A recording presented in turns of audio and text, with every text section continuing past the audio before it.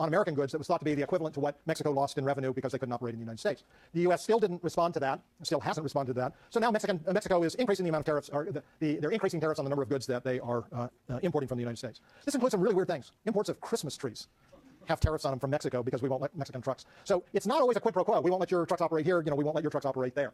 The Teamsters tariff, this was actually the title of an op-ed, actually an editorial in the Wall Street Journal, like 2 days ago or 3 days ago, talking about this is basically tariffs that are being imposed because the Teamsters and the trucking companies, let's be fair here, and both Republicans and Democrats have thrown up hurdle blocks to the implementation of free trade. This final headline just was also out of the Financial Times just a couple of days ago, pointing to this dispute as well as many other disputes and talking about how the risk of a global trade war is now beginning to accelerate again.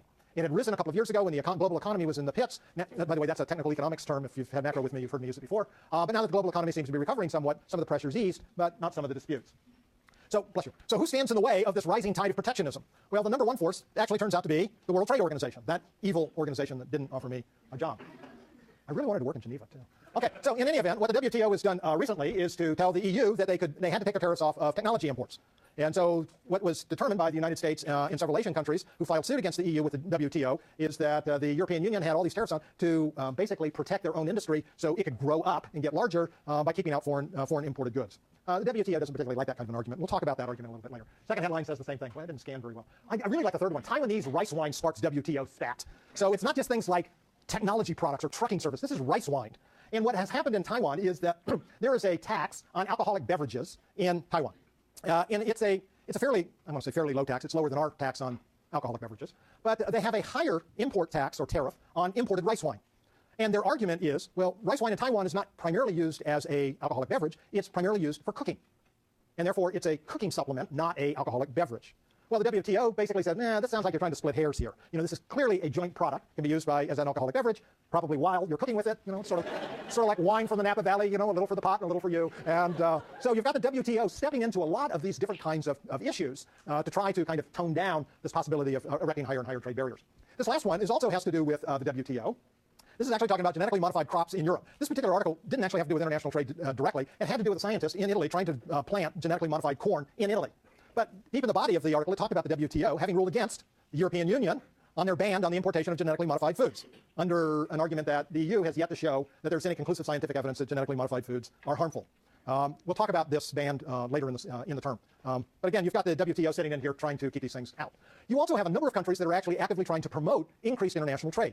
So Pakistan, for instance, is sitting here looking at, look, we have labor costs that are very similar to China's. We do a lot of textile and apparel. What we would like is lower tariffs on our exports to the United States and to the European Union. That is, if we have greater market access, we'll be able to export more. That will be, presumably, also help us to grow faster, increase our standard of living. We'll become not a poor country, a low-income country, but a middle-income country on our way to being a high-income country. And so this is what Pakistan is asking for. New Delhi actually took some tariffs off of telecom imports. So there's a whole big issue behind all of this. But so notice in the first case, Pakistan's looking for exports, want more exports. New Delhi saying, okay, we'll allow more imports. So some countries are actually looking at a variety of different trade policies in ways that will help to benefit their overall countries. This third one is actually kind of interesting. The United States actually has import quotas, physical restrictions on the volume of sugar imports into the country. One of the things that we found just recently is, heaven forbid, there's a shortage of sugar in the United States. There's not an actual shortage. Inventories are way low, way, way low. And so companies that use a lot of sugar, think of Hershey, think of, just last week at this time, I was at the Jelly Belly factory with my grandkids. They use a lot of sugar. I never saw bags that big of sugar, huge bags. I knew it was bad for you. Anyway, so the U.S. is actually trying to increase their imports of sugar to alleviate the problems with the shortage that is taking place here. We'll talk about import quotas, who they affect, who they positively, who they affect negatively a little bit later. And then a couple of things that you might not think of in terms of actually having international trade impacts, but actually do. Flooding in Pakistan, right? So we've got these massive floods going on in Pakistan down the Indus River. Now, it turns out that the Indus River Valley is one of the major cotton growing areas of the world. Pakistan is a major exporter of cotton. The cotton crop has been destroyed in Pakistan. So how does that affect what's going to take place in terms of how much they can export, how much can be imported, what's going to happen to prices? We've also had crop failures in Russia. Yes? Uh-huh. Uh-huh. Right. Oh, yeah, well, they will, if they're going to maintain their exports of apparel products, they will have to have cotton. And if they don't grow it domestically, then they will have to import it, which in this case would switch Pakistan from an exporter to an importer of cotton, at least for the period of the supply shock. So we had devastating crop failures in Russia. So the Ukraine decided, major exporter of grain, says, oh, we won't export any. So Russia, a big exporter of grains, has crop failure, another supply shock. Ukraine, which has an okay harvest, also says, We're going to really reduce the volume of our exports. So these things are going to make a difference. Taiwan Parliament approves China trade deal. We'll talk about trade agreements. So the U.S. has several trade agreements in the works right now. So several that have been negotiated with South Korea, with Colombia, with Peru. There's one other out there, but they haven't been approved by Congress yet. So we'll want to look at our trade agreements, especially bilateral trade agreements, good, bad, or indifferent. How do they help? Are they better than multilateral trade agreements? So those are some of the things that we'll have to think about. Okay, so let's just talk about trade terminology for a few minutes, just so that we've got some of our language down. Autarky, very funny word. You won't find it in most dictionaries. I think if you type it into Word, it has that squiggly red line underneath it. So Bill Gates does not know this word, but autarky is a real word, and what it means is essentially a state of economic isolation. There are no imports or exports. So obviously that's a very extreme case. At the other extreme is what we would consider pure free trade, so that there would be no regulations or encumbrances or hindrances on either imports or exports or the financing thereof. Now, it's probably never been the case in the history of the world that we've ever had a pure state of autarky or a pure state of free trade. So these are sort of our theoretical extremes that we're looking at. If you wanted to think about countries that probably come closest to autarky, you'd probably be thinking of North Korea or Cuba. If you wanted to think of countries that were closest to free trade, you might want to think of Hong Kong or Singapore. But even in those cases, we don't have complete autarky or complete free trade. So needless to say, most countries fall somewhere in between there. So when we talk about what's happening in the world, we're typically talking about, are we moving more in the direction of free trade, or are we moving away from free trade more towards autarky? But it's a movement along that spectrum between the two extremes.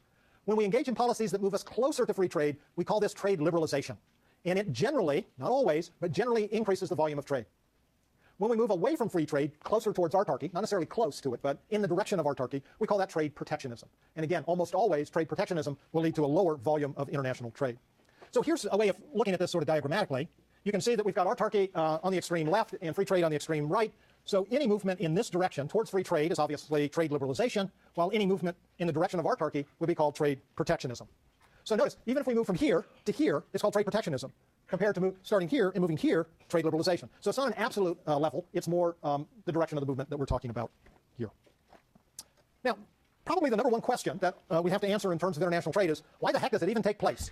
Now, in some cases, it takes place because only one country or a small group of countries actually produce a product, right? So I got to have my coffee in the morning, so we don't grow much coffee in the United States, so we got to import it from somebody. So, right? So sometimes that's what makes a difference. But the real key to understanding the patterns of international trade is recognizing that there are generally different prices in different parts of the world.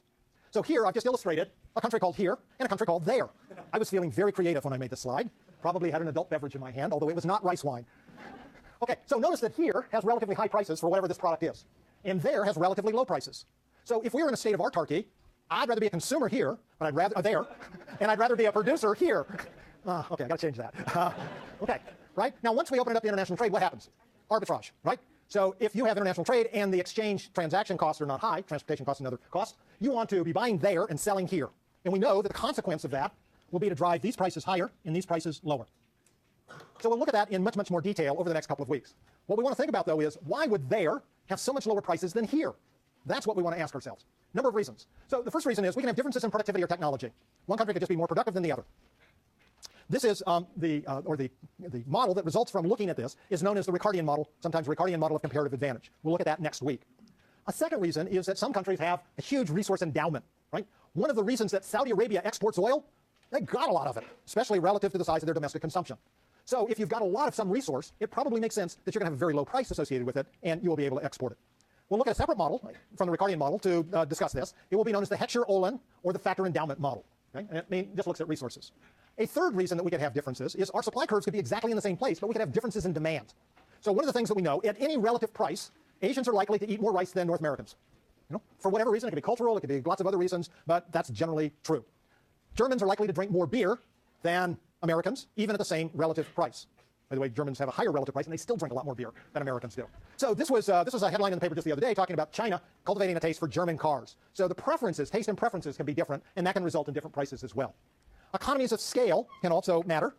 Economies of scale typically mean the larger the scale of production, the lower the average cost, so that we're on the declining part of the average cost curve. So as you get bigger, you can produce at a lower cost. And we'll see that this has some real implications for international trade that are very different than resource endowments or technology and productivity, or differences in taste and preferences. This is known as the monopolistic competition model, or the increasing returns to scale model, or sometimes also just simply referred to as the Krugman model, named after Paul Krugman, name that you might find on the cover of your textbook, because this is the model that he initially developed, and for which he was cited when he won the Nobel Prize in economics a couple of years ago. We can also have differences in government policy. So some countries are going to have lots of trade barriers, others will have very low trade barriers. This can also affect the prices associated with imports and exports, and therefore also affect the pattern of international trade. Now, there's 6 really valuable lessons but we're out of time. So on Tuesday, I'll pick up here, and then we will immediately and quickly go into the Ricardian model, which is chapter 3 in your textbook. So I would encourage you to take a look at that over the weekend.